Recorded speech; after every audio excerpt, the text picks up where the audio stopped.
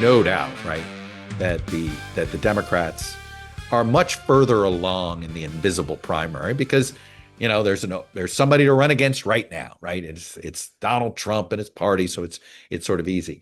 But if you're a Republican trying to run right now, it's Trump's second term. He's technically a lame duck. And by the way, I actually think the fact that the Epstein story has legs is because he's a lame duck, right? There is this sense of, there are some people that are thinking about their life after Trump.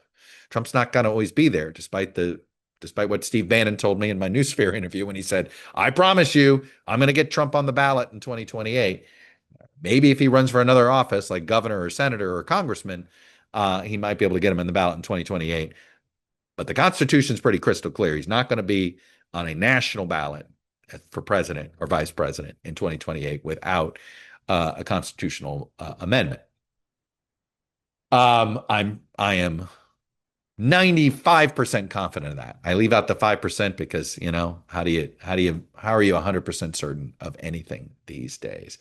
But this is, we haven't started. And I think that's, before Donald Trump, the Republican Party, starting from 1976 forward, really ended up with their presidential nomination fights. It was pretty formulaic. Whatever Republican finished second, the last time there was an open fight for the presidency, that candidate would become the front runner for the next time and usually win the nomination. So in 1976, Ronald Reagan was the runner-up to Gerald Ford. In 1980, he became the nominee. The runner-up that year, George H.W. Bush. The next time there was an open fight for the presidency, 1988, George H.W. Bush becomes the nominee. Who's the runner-up that year? Bob Dole. Next time there's an open race for the Republican nomination is 96. Who becomes the nominee? Bob Dole. Who finishes second? Well, that year it was kind of Lamar Alexander, kind of Pat Buchanan, depending on how you wanted to do it. George W. Bush gets the nomination in 2001. Could argue in some ways it was sort of fits the pattern, even though he was the first-time candidate, obviously being the son of the last Republican president to win an election was helpful. But who finished second in 2000? John McCain. What happened in 2008? John McCain becomes the nominee. Who finished second in 2008?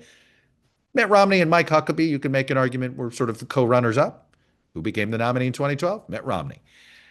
Who was the runner-up in 2012? Well, it was Ron Paul. Some might say Rick Santorum, but by delegate, it was Ron Paul. And had there been no Donald Trump, I really believe Rand Paul would have sort of kept this formula alive.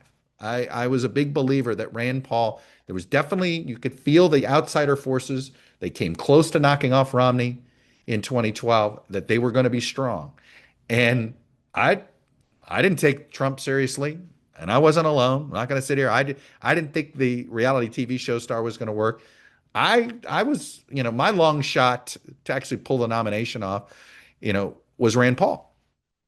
And as I explained earlier, Rand Paul, basically, as soon as Trump got traction, Rand Paul was sort of the first one to lose his support. Then, of course, they all fell like dominoes. So that's the first question you got to ask yourself about 2028 is this going to look more like, is this a primary of one, right? Is it just all about who Donald Trump anoints? Then, of course, what does that mean, right? What if somebody with the last name of Trump chooses to run for president? And so this is, I think the biggest question you have is, what's the standing of Donald Trump's presidency with Republican voters going into the fall of 27? Why does that matter? So if he has a fairly successful midterm, and is still really popular with his base, then this is probably going to be closer to what happened in 1988, right? Which was Reagan was still pretty popular. Both Bob Dole and Jack Kemp arguably were closer to being Reagan conservatives than H.W. Bush, but H.W. Bush was on the ticket. He was Reagan's vice president, and Reagan was popular, so he got the nomination. If that's where we're standing, then I think it's, even though J.D. Vance, some in MAGA world don't view him as pure MAGA, there's some skepticism of him. I do think Trump's, if nobody named Trump runs, I do think he's going to make Vance work for it, work really hard. But ultimately, the power of being Donald Trump's vice president, if Donald Trump still has this hold over the party, is going to be pretty strong. But what if he's unpopular? What if you start to see what if it's a disaster at the midterms? What if the tariff policy is as bad as many economic experts believe it will be? And the economy is just, and he has his own Fed chair who's created stagflation and this horrible economic situation. Well, then that could really open things up, right? So for now, because I want to cut this short, I want you to read my whole thing on Substack. Please go check it out. It's free. I'm not going to charge people on Substack. I view Substack as an extension of my podcast conversation. I'm keeping my writing going. It's a free weekly column with a few other ideas in it, and I will keep it that way.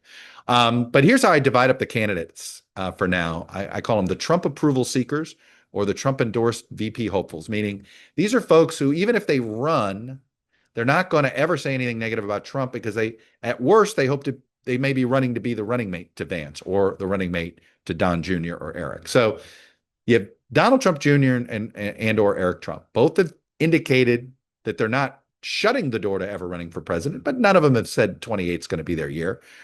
But boy, if one of them decides to run, this is where I think Trump does behave like he's running for a third term.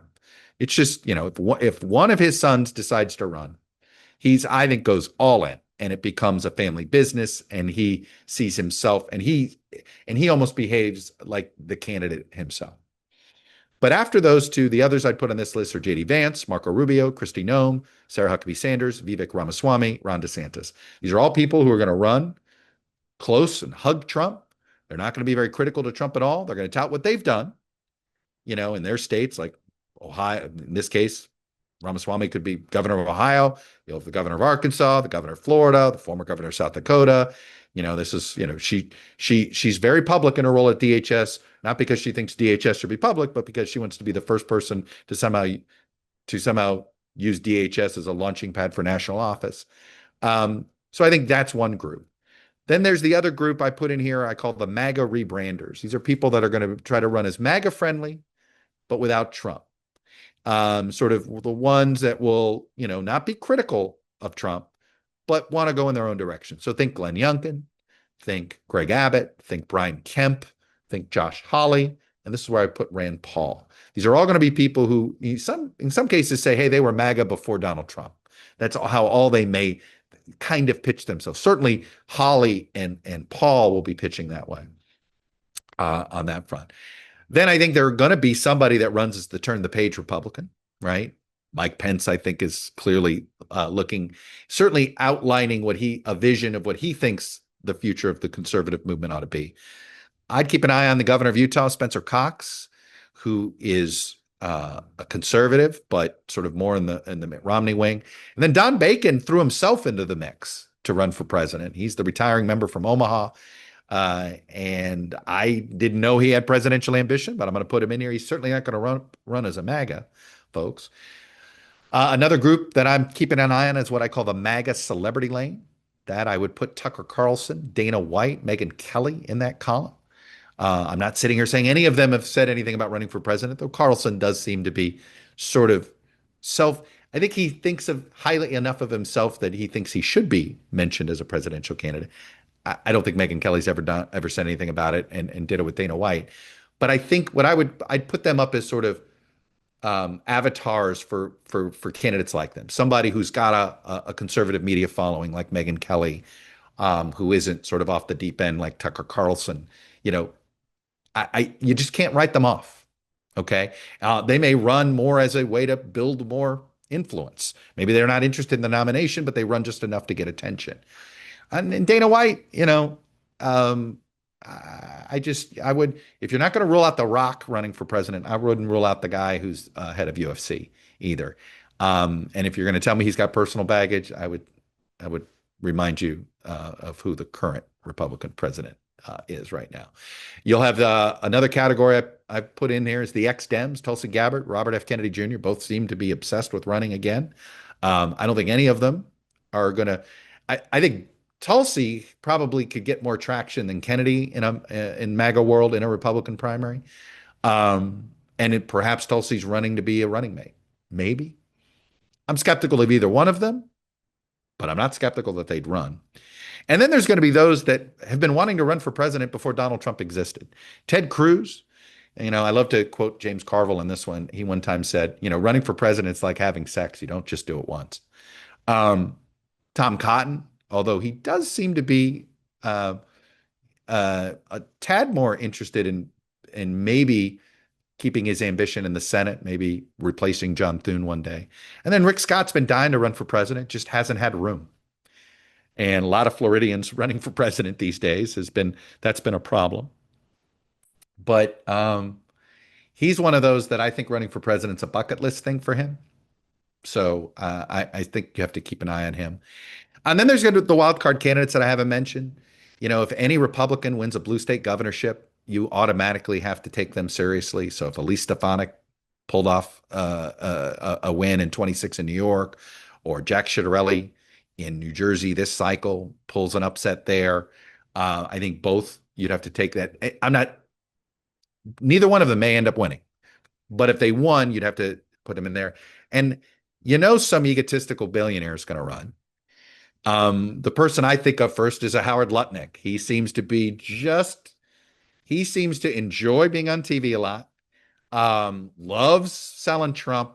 I could see him being sort of the Ramaswamy of 28, sort of runs really as a Trump surrogate, but kind of wants to be taken seriously so that he gets to do something else in politics. Like Ramaswamy, sort of kind of a gadfly candidacy in 24. Now he's the mainstream likely Republican nominee for Ohio Gov in 26. So there you go. Ultimately, the question is, how big will the field get? How much do voters matter versus Trump? Is there only one voter that matters? The guy who watches TV in Palm Beach. Because I assume he watches more TV in Palm Beach than he does in the White House. Will that be all that matters? So it's going to take a little while longer for it to form, although Youngkin did make a trip to Iowa a couple weeks ago. But ultimately, it is likely to be a campaign for the affection of Trump, all depending on how popular Trump and Trumpism is come 2027.